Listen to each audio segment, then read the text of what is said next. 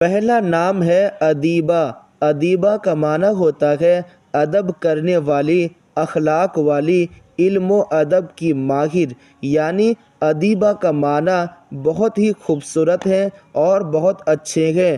ادیبہ نام اردو میں، انگلش میں اور ہندی میں کیسے لکھے یہاں اسکرین میں آپ دیکھ سکتے ہیں۔ دوسرا نام ہے آسیہ۔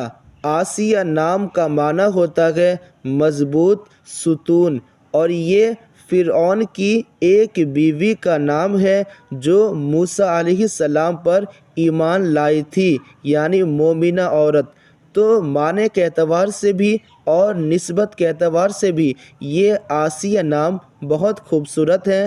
آپ اپنے لڑکی کے لیے یہ نام رکھ سکتے ہیں۔ تیسرا نام ہے ازکیٰ۔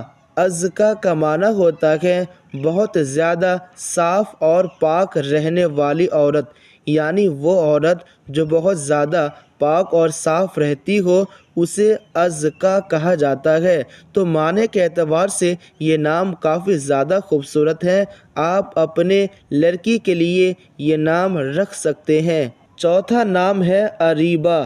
اریبہ نام کا معنی ہوتا ہے ہوشیار، عقل مند۔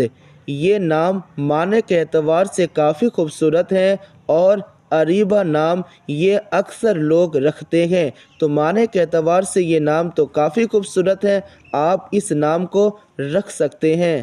نام ہے ابیہا۔